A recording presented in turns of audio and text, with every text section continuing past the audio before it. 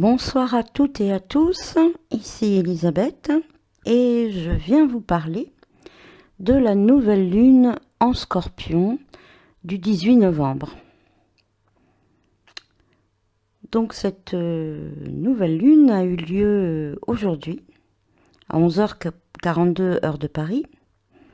Et vous allez me dire, Elisabeth, t'es un petit peu en retard quand même. Tout le monde parle de la nouvelle lune quelques jours avant, ou au moins un petit peu avant que ça se passe.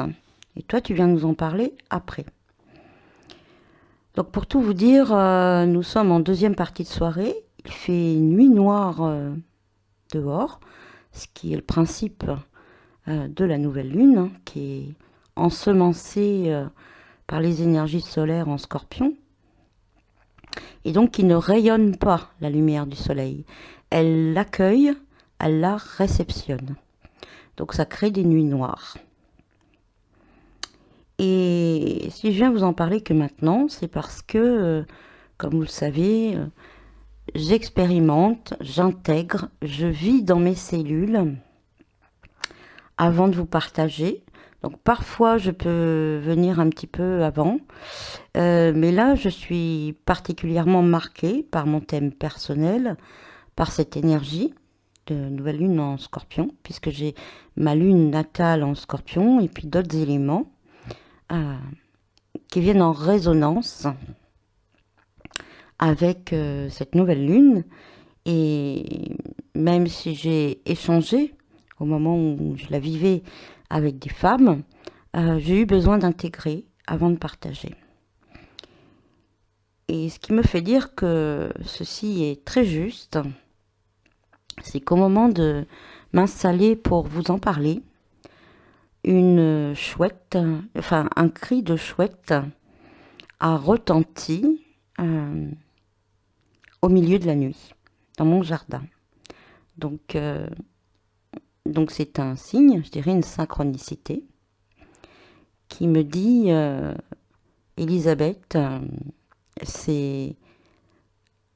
nous sommes avec toi. Alors ce cri de la chouette, il est mal vu, hein, puisqu'il annonce, selon certaines superstitions, la mort. Et c'est bien trouvé comme synchronicité, puisque cette nouvelle lune est une lune qui annonce des morts, des fins, des dissolutions, mais également des renaissances, des sublimations. Elle est fortement marquée par l'eau, hein, elle a très fortes énergies Scorpion, hein, et aussi par le feu, hein, les deuxièmes énergies qui viennent après le Scorpion sont les énergies du Sagittaire. Donc c'est une lune d'eau de feu, une lune alchimique, je dirais, qui annonce en effet, oui, des deuils, des morts, du détachement, de la dissolution, et en particulier dans les relations. Dans les relations avec les autres, mais également dans les relations, et surtout, puisque les relations avec les autres ne sont que le reflet des relations à nous-mêmes, dans des relations avec nous-mêmes. Cette chouette, n'oublions pas, même s'il annonce par son cri les morts, représente aussi la sagesse, puisque c'est l'emblème de la déesse Athéna. Et elle représente aussi Lilith, cette obscurité et diabolisation du féminin, parce que Lilith, dans son iconographie primordiale, a des pattes de chouette. Voilà, donc tout cela en parfaite synchronicité. Le cri de la chouette s'est tu. Peut-être m'écoute-t-elle, peut-être va-t-elle m'inspirer.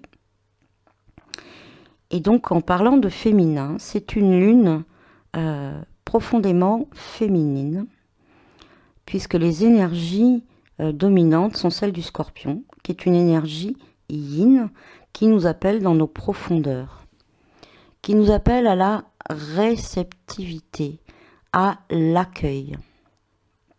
Comme toute nouvelle lune, par principe, puisqu'une nouvelle lune, c'est une phase un peu comme d'arrêt dans le temps, hein, puisque la lune nous parle des cycles de l'âme, du temps de l'âme, pour repartir déjà dès demain, elle nous invite à une période d'introspection, une réceptivité pendant les 2-3 jours qui la suivent. Elle va repartir ensuite en phase yang, puisqu'elle aura regagné le Sagittaire déjà, le feu, mais surtout parce que ça sera dans sa première phase ascendante, où là, elle est yang. Donc fortement reliée au Scorpion, à l'énergie Scorpion, qui est une énergie eau, une énergie intensive, hein, puisque c'est le deuxième signe d'eau, le premier étant le Cancer, qui va nous connecter plutôt à des eaux maternelles. Moi j'appelle les eaux placentaires, des eaux matricielles, des eaux assez calmes, à tel point que la lune, hein, qui domine le Cancer, est figurée dans les arcanes du tarot par, on va pas parler du reste, mais au moins par on va dire un lac d'eau calme, profonde, noire, dans lesquelles on peut se refléter. Donc au niveau du Cancer, ça sera plutôt des énergies de projection, des énergies miroirs, de reflets d'âme. Par contre, au niveau du Scorpion, cette eau n'est pas un reflet. C'est le moment d'y plonger. C'est-à-dire qu'elles sont activées d'une énergie puissante qu'on appelle les émotions. Et elles vont se mettre en mouvement et être vraiment intensives. C'est donc l'intensité de l'élément eau,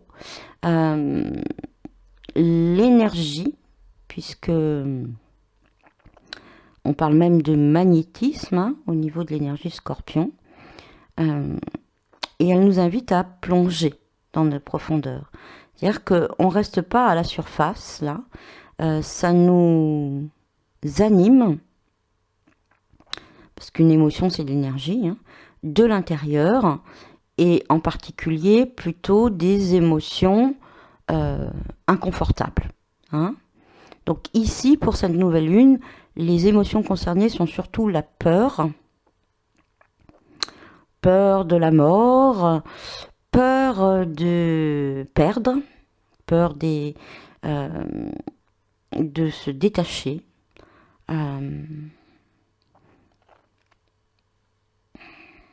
peur de lâcher, et donc volonté de contrôle, et puis aussi des énergies de colère, hein. Donc voilà les deux émotions qui sont le plus sollicitées, colère et peur, parce que dans l'énergie du Scorpion, on rencontre justement nos peurs, et en particulier les peurs attachées à la relation, puisque on le sait, l'eau, alors l'image que je prends souvent, c'est prenez 2 gouttes d'eau, à un moment donné, elles vont vouloir fusionner. Vous les approchez, et à un moment donné, pof, vous voyez, il y a comme une attirance magnétique, hein, pour reprendre les termes du Scorpion, qui fait qu'il y a cette volonté de fusion, hein. Donc c'est une énergie de fusion, et une énergie de...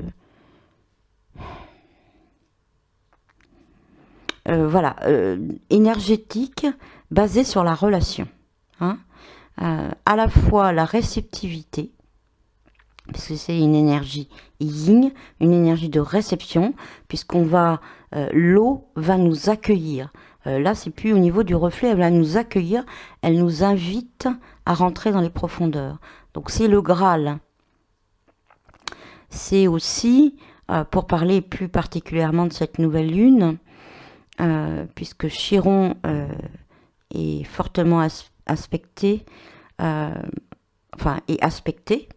va dire, en Scorpion, c'est là où... Alors Chiron, c'est le guérisseur, hein, le guérisseur blessé. Et pour moi, je relis souvent le mythe de l'hydre de Lerne à l'énergie Scorpion.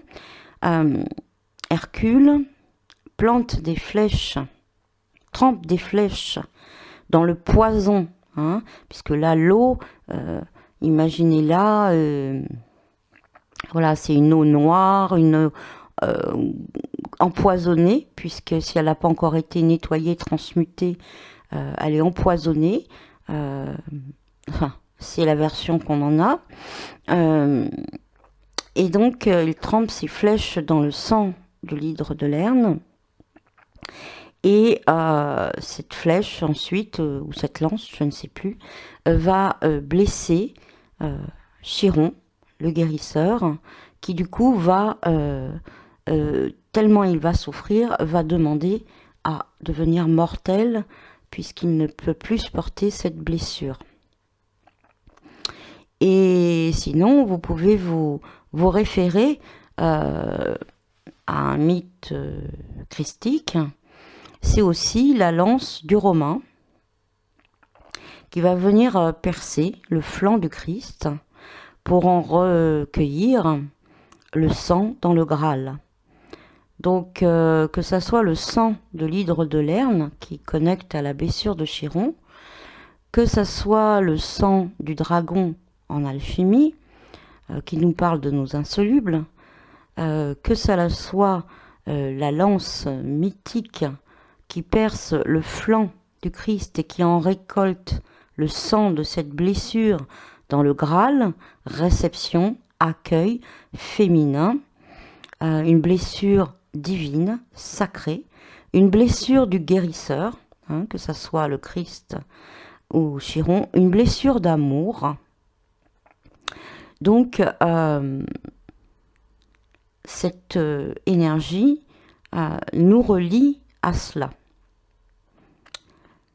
à travers donc la réceptivité, l'intensité énergétique, les émotions en mouvement, hein, et donc les relations et les liens. Des relations énergétiques. Des liens énergétiques, exactement, hein, puisque ce sont des liens invisibles qui sous-tendent notre réalité. Des liens, des attachements, si vous préférez, aux choses, aux personnes, avec des difficultés à lâcher prise, d'où ces énergies de colère qui se manifestent, hein, de contrôle, pour contrôler, et puis des énergies de peur, de perdre, les peurs de la perte. Hein. Donc voilà les énergies telles qu'elles sont. Alors vous allez me dire, oulala, ça fait peur, comme le cri de la chouette, parce que en effet, ça nous parle de perte, donc de mort, hein, de transformation, exactement de transmutation. Et par contre, une fois cette énergie apprivoisée, utilisée, on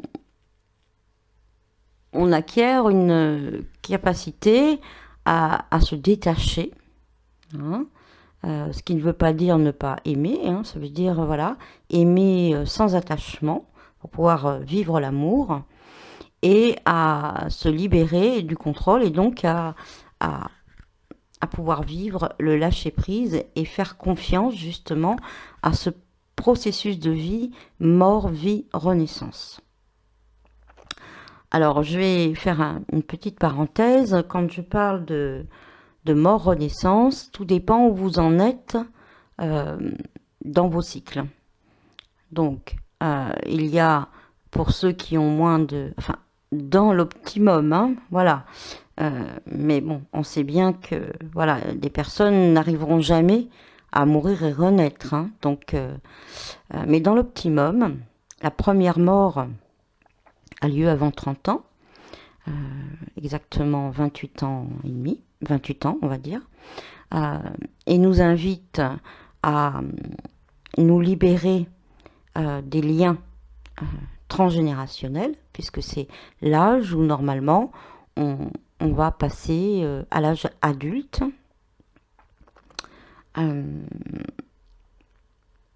Donc, bon, renforcé par le retour de Saturne à 30 ans, mais deuxième mort aura lieu entre 28 et 56 ans. Et donc là, ça va être la mort au masque social, aux représentations, au paraître, au conditionnement.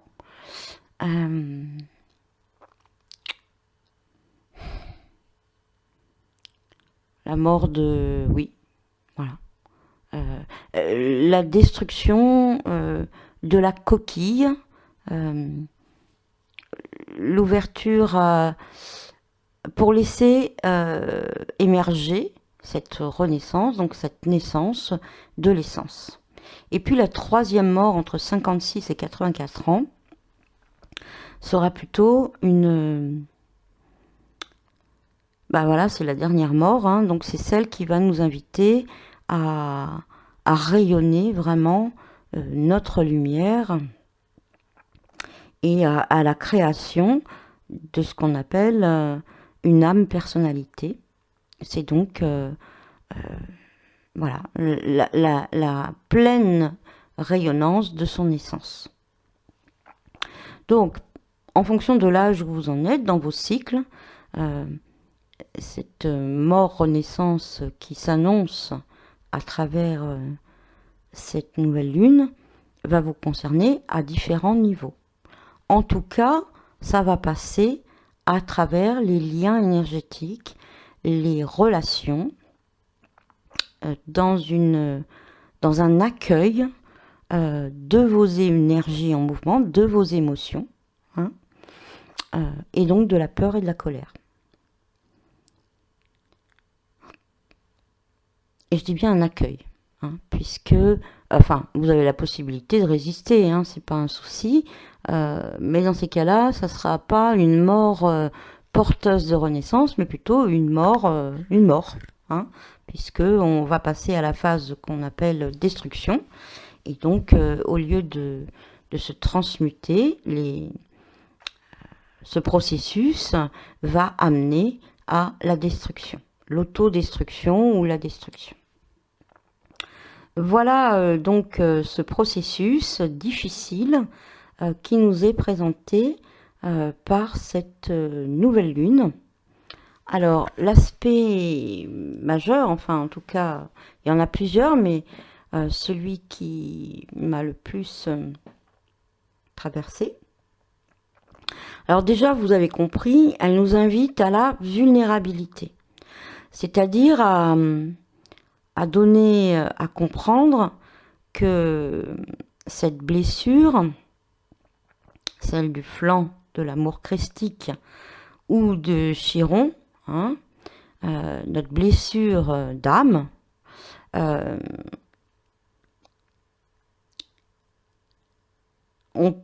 voilà, c'est plus le moment de la carapacer, c'est le moment de laisser déverser en accueil et réception dans le Graal l'essence de cette blessure. Qu'est-ce qu'elle nous dit? Qu'est-ce qu'elle nous invite à découvrir et à rencontrer en nous? Puisque nous avons le loisir de guérir cette blessure ou au contraire de la laisser soit de la soigner, donc de mettre une carapace dessus, un pansement dessus, de ne pas être à son écoute, ou dans d'en comprendre tout le sens et par l'amour de la guérir profondément. En acceptant, comme Chiron l'a fait, à force de souffrance, de mourir. Alors, l'aspect qui rentre en résonance avec tout ça, c'est donc Vénus, donc conjointe à Jupiter en Scorpion, et trigone avec les Poissons, et donc leurs hôtes, Neptune et Chiron. Donc Chiron, on en a parlé. Donc qu'est-ce que ça veut dire ce charabia, Elisabeth? Alors, Vénus, alors le Jupiter Scorpion, il est entré le 10 octobre. Quand je vous en ai parlé, je vous ai dit, appelons-le l'initiateur, hein, puisque Jupiter amplifie tout. Donc là, il va amplifier cette énergie du Scorpion, et ça pendant 1 an.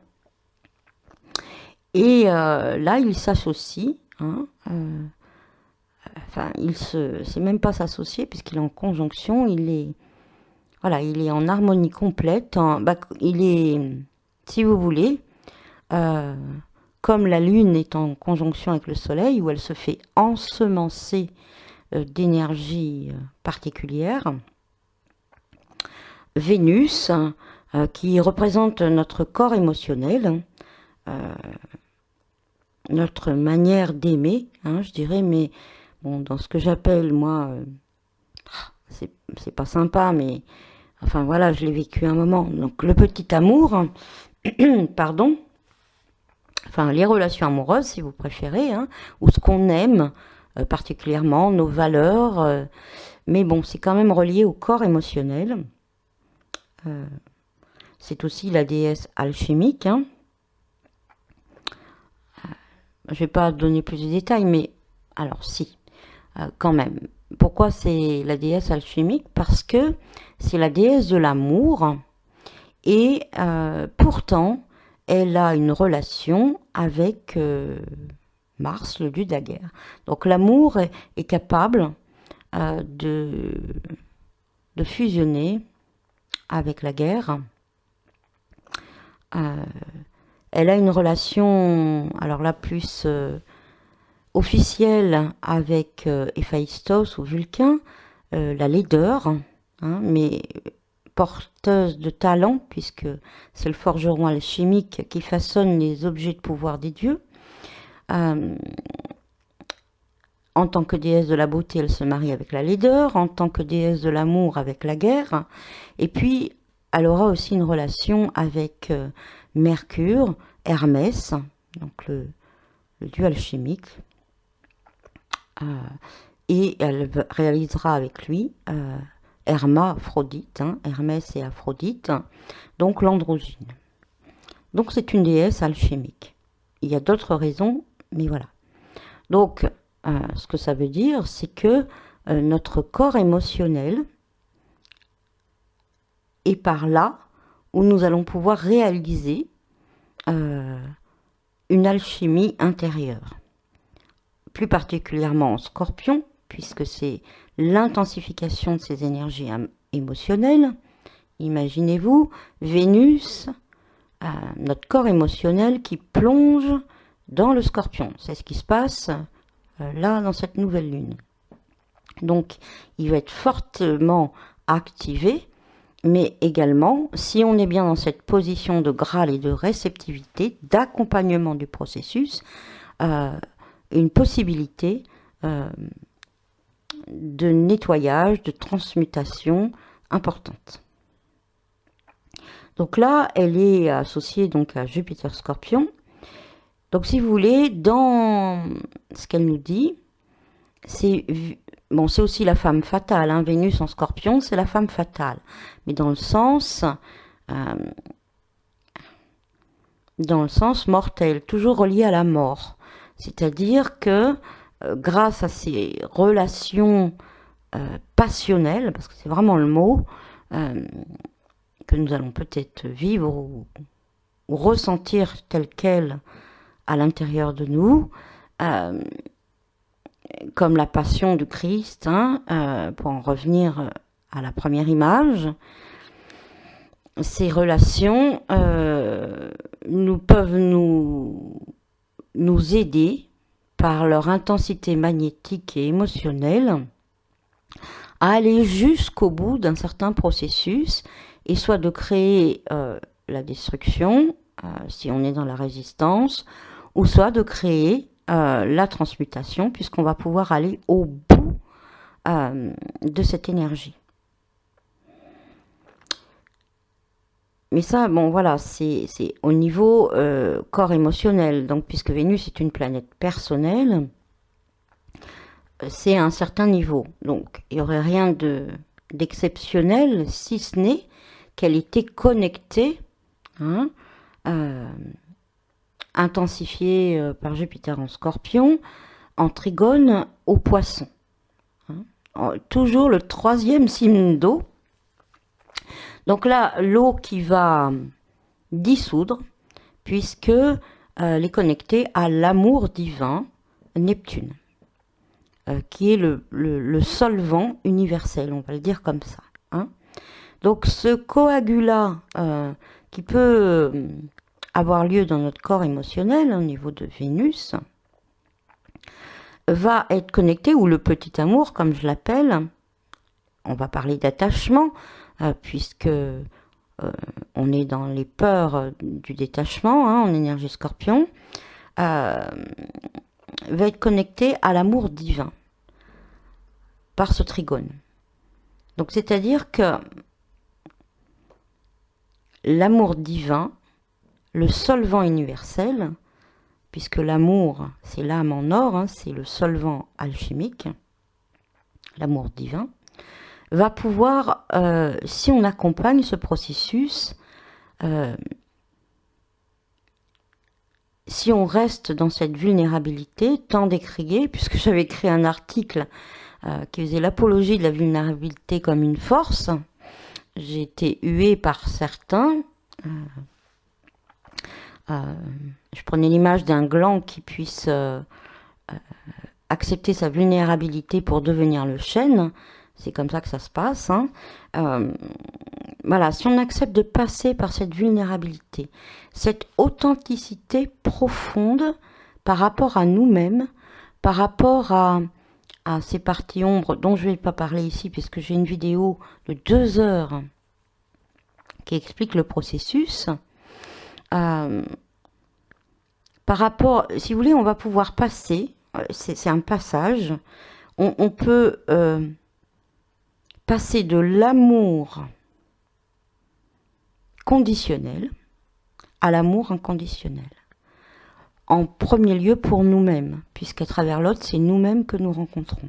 D'aimer sans condition, de faire comme Vénus dans sa plus grande dimension, de pouvoir aimer la laideur, de pouvoir aimer les parties de nous avec qui on est en lutte, en guerre, de pouvoir aimer, de pouvoir aimer la différence en réalisant l'hermaphrodite.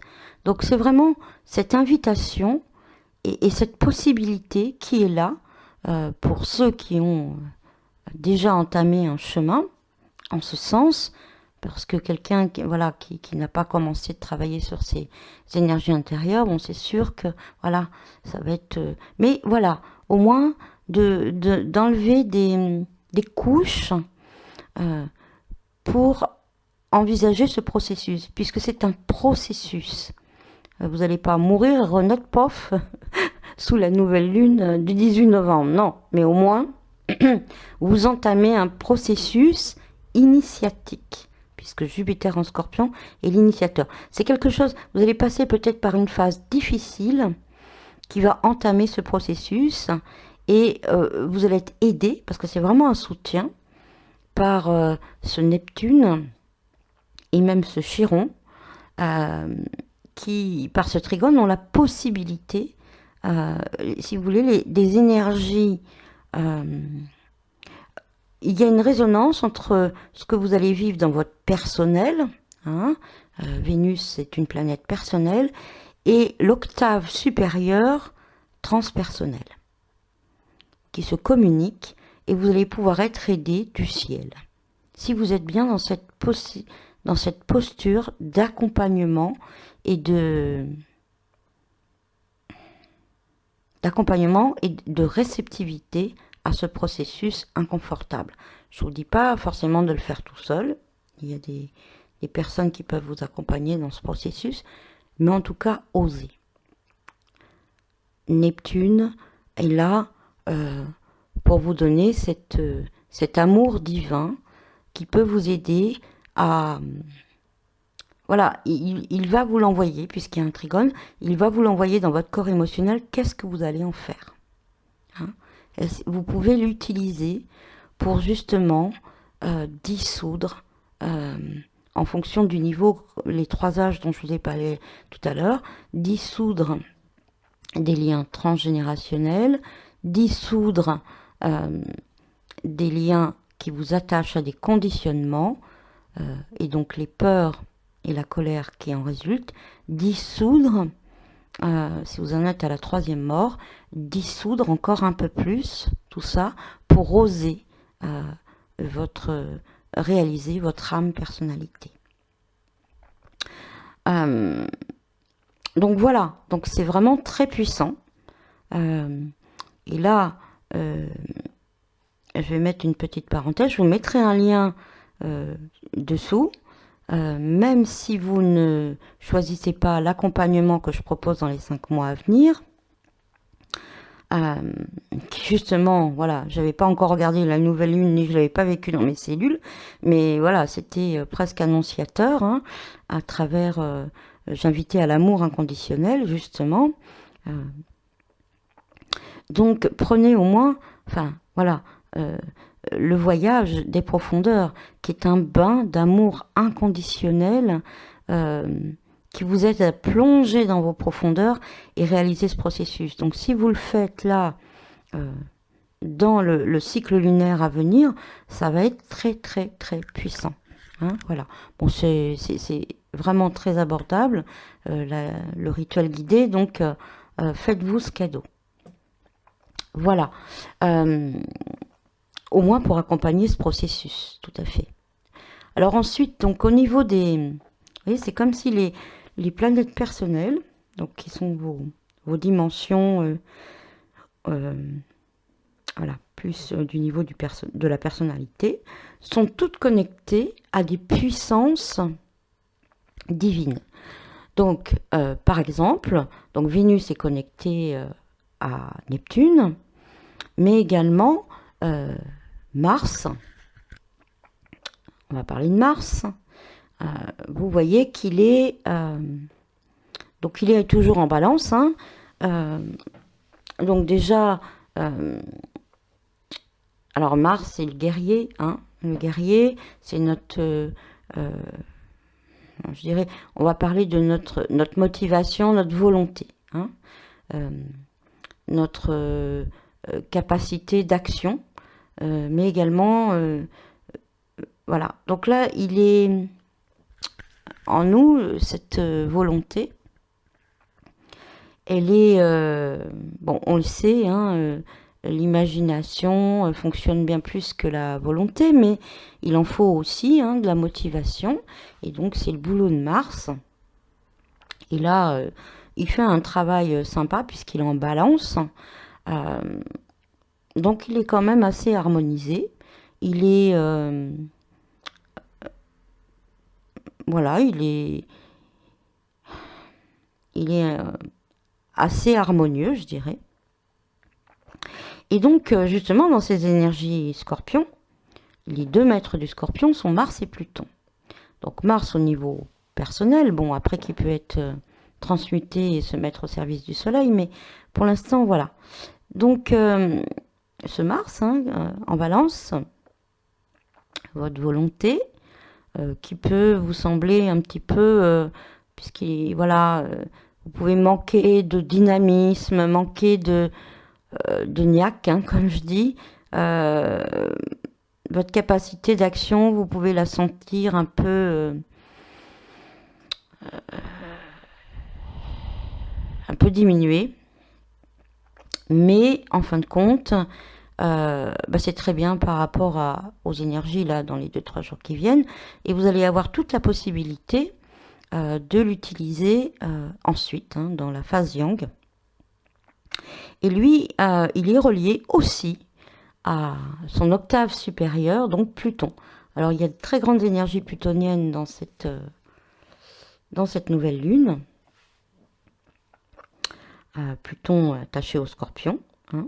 Et là, il est en quadrature avec Mars. Et donc, ce qui va donner à cette volonté, si vous voulez, Pluton, c'est la volonté divine, comme on l'appelle. Donc là, c'est vraiment... c'est plus fort que nous. Et c'est même plus fort que Mars. Et donc, ça l'aspecte. Donc, on pourra peut-être... si nous n'arrivons pas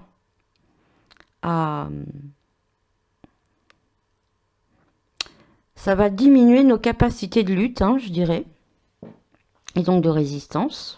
Donc c'est très bien, puisque Pluton va venir poser la volonté divine, va venir pousser ce processus. Les résistances vont lâcher. Et Pluton est d'autant plus fort, même si c'est une énergie puissante, parce qu'il est en Capricorne et l'ascendant de cette nouvelle lune. Et donc, il est conjoint à l'ascendant. Donc, il peut... voilà, si vous résistez un peu trop, que la volonté divine intervienne. Et donc là, on se plie à ce maître du Scorpion, et on se plie.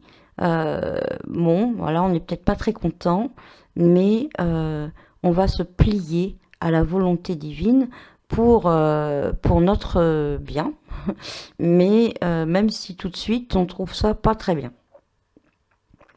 Voilà, donc, et puis pour parler des énergies transpersonnelles, donc l'octave supérieure, donc notre amour dans le corps émotionnel est connecté à l'amour divin, notre volonté est connectée à la volonté divine qui forme un carré. Donc le carré, c'est une construction, ça nous aide à construire.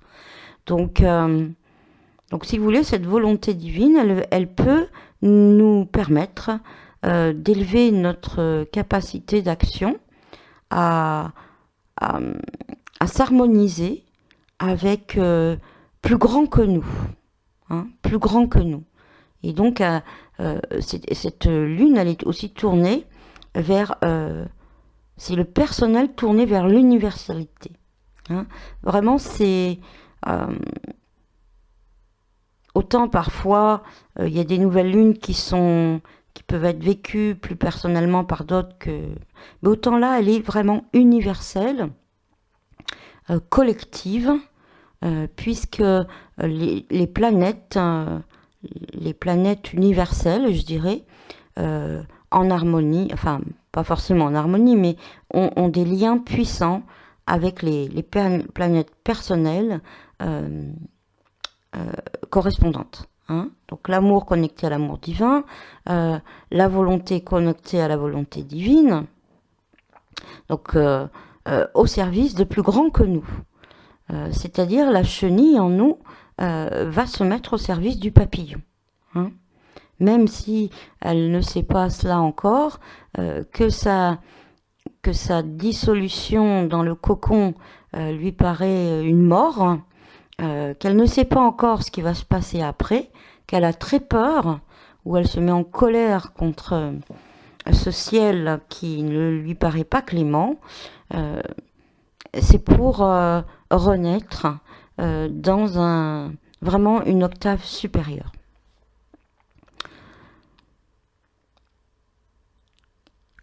Et donc, nous allons parler d'un aspect que vous allez voir ici, qui ressort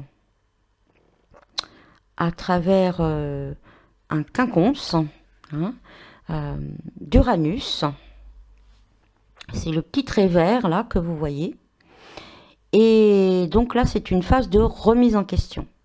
Alors, Uranus, que dire d'Uranus? Comment vous le... Uranus, c'est...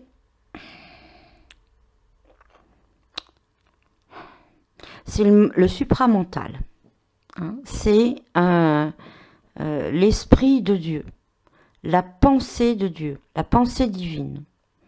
C'est l'élévation. Et c'est lui qui a donné naissance, enfin c'est la semence d'Uranus, parce que si vous voulez, Uranus, il était collé à Gaïa, et à un moment donné, comme il était collé, le ciel était collé à la terre, si vous préférez, toutes les créations de la terre, qui résultaient du mariage d'Uranus et de Gaïa, de l'ensemencement, restaient dans le ventre de Gaïa, ne pouvaient pas émerger dans la réalité, dans la matière.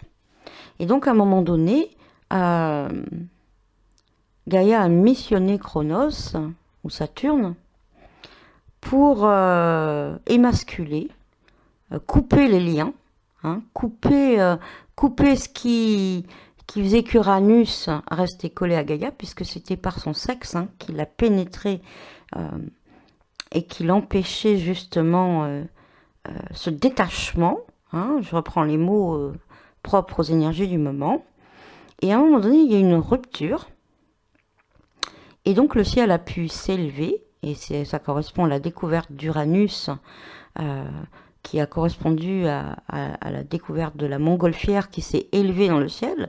Et comment elle s'élève dans le ciel? Et ben on lâche du plomb, et on prend du lest, et on rompt la corde, le lien qui attache à la terre.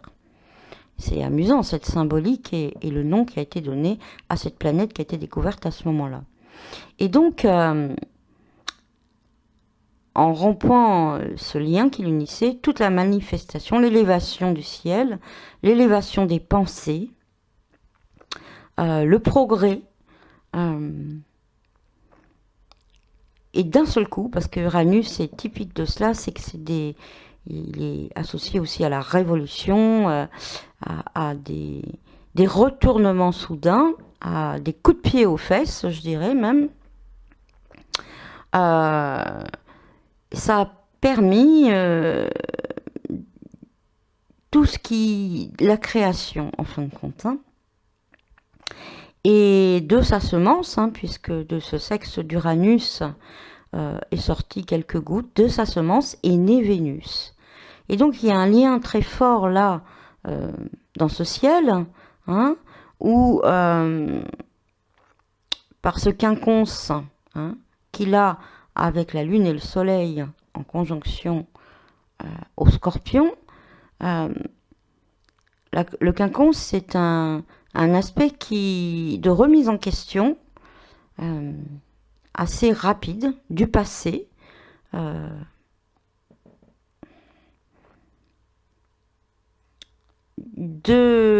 si vous voulez, de décristallisation, hein, puisque c'est ça, le pouvoir d'Uranus, c'est la décristallisation des certitudes mentales. Hein. Donc c'est-à-dire que cet aspect bien particulier va nous permettre d'élever nos pensées, et ceci va ensemencer, hein, comme cela fait dans le mythe et dans la réalité, puisqu'elle est placée comme ça, Vénus, hein, notre corps émotionnel. Donc, puisque ce sont nos pensées, nos schémas de pensée, qui vont créer, hein, par la peur, je reviens aux énergies du moment, par la peur de perdre, par la peur d'être dépossédé, par ces pensées vont créer des émotions. Hein. Et si vous voulez, si ces pensées, grâce à cet aspect, peuvent se remettre en question et évoluer, changer, être décristallisées, et que nos certitudes, alors peut-être, là j'ai rencontré pas mal au moins 2 consultants cette semaine qui étaient dans le doute. Ben, le doute, il est sain. Là, peut-être vous aurez des périodes de doute. Mais ce doute va vous permettre de remettre en question, justement, ces pensées récurrentes qui vous font tourner en rond. Donc là, vraiment, c'est le moment de peut-être de rompre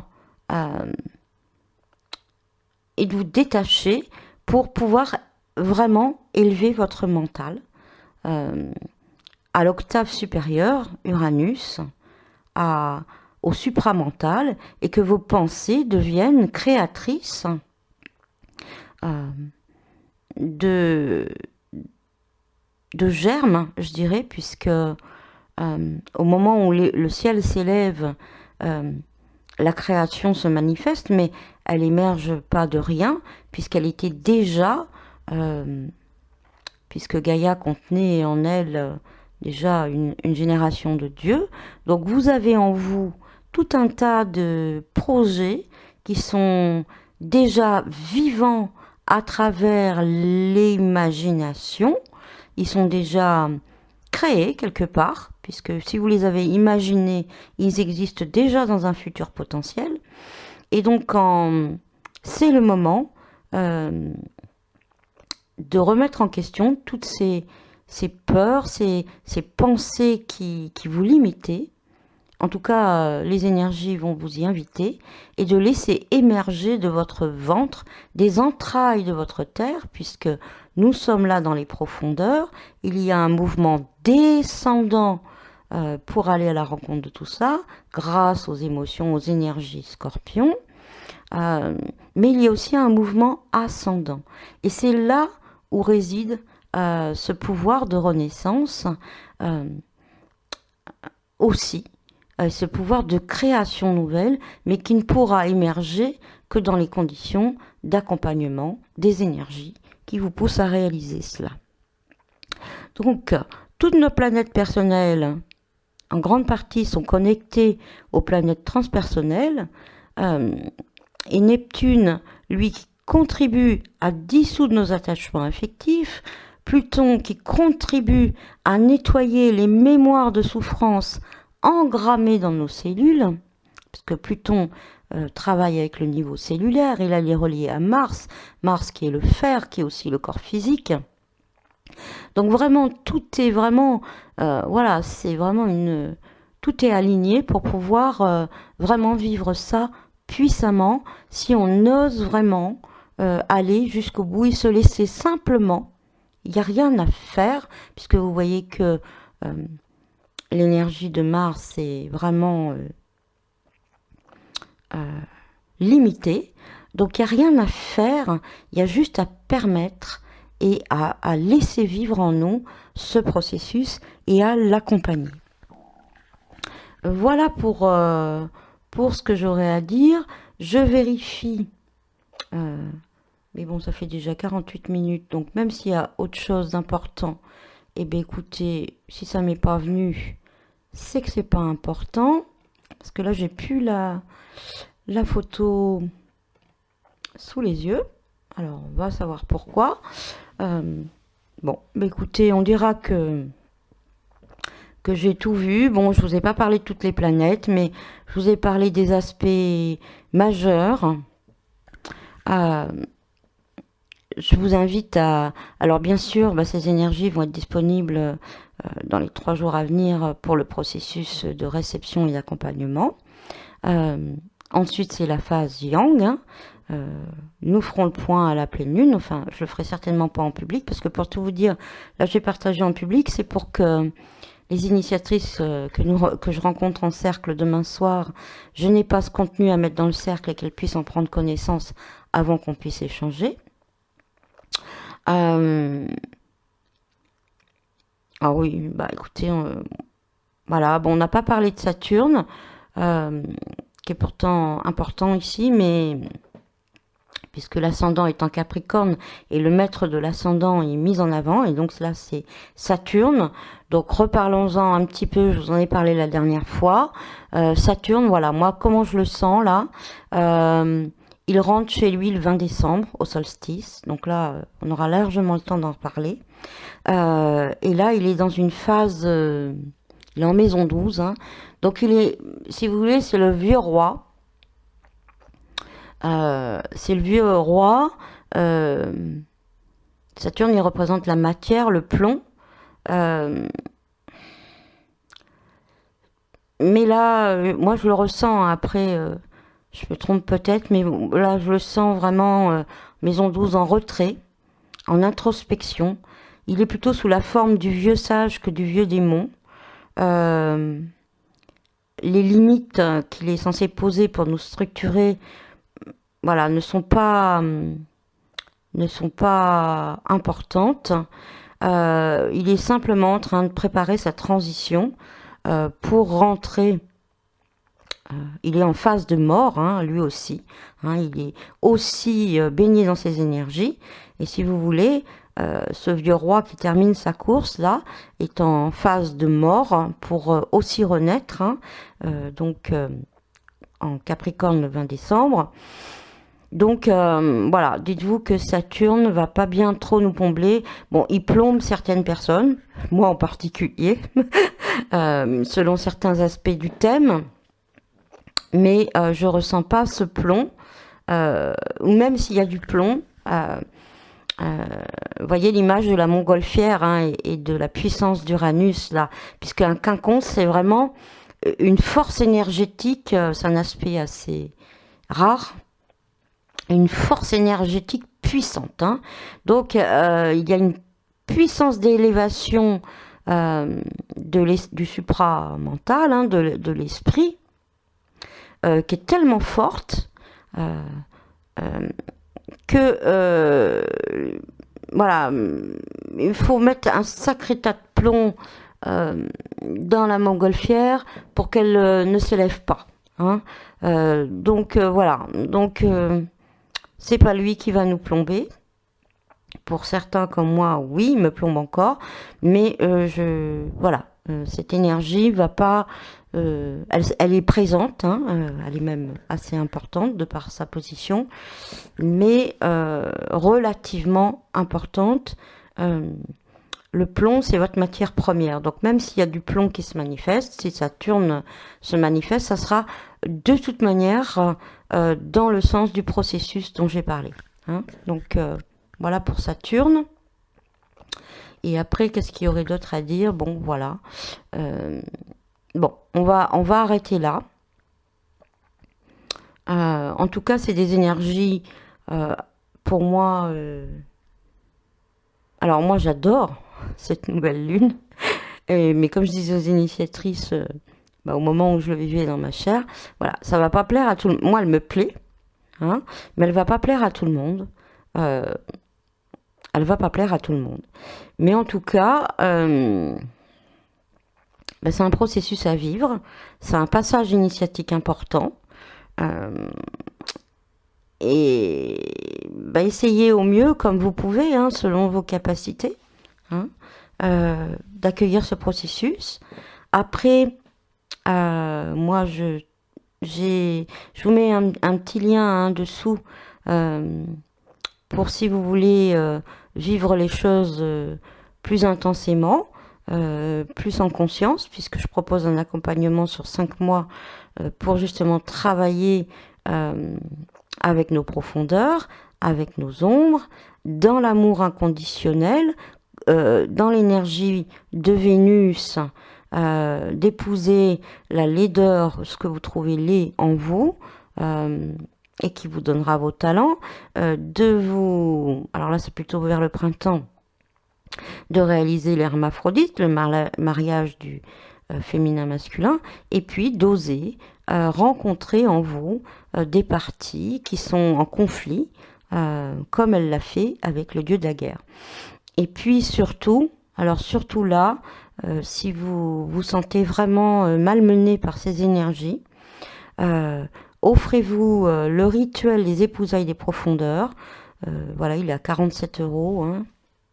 Il dure 1 heure avec une vidéo préparatoire d'1h20 qui va vous aider, puisque cet amour inconditionnel, cette dissolution que nous propose Neptune dans cette nouvelle lune, voilà, elle est présente, cette énergie est présente dans le rituel. Il y a énormément d'amour. J'ai pas le temps là parce que j'ai pris beaucoup de retard. J'ai même des clientes qui m'ont relancé ce soir. J'ai des choses à leur envoyer. Mais je pense que dans la semaine prochaine, avec l'accord des initiatrices, si vous m'écoutez, vous me donnerez votre accord. Je vais commencer à écrire, enfin à retranscrire les voyages des profondeurs qui ont été réalisés par ces femmes, sans les nommer, de façon tout à fait anonyme, comme un recueil de voyages des profondeurs, pour que vous voyez comment ces voyages accompagnés vraiment dans l'amour peuvent vous permettre de contacter des parties de vous, pour certaines même votre âme, qui sont là, vos talents. Et c'est vraiment dans cette eau, un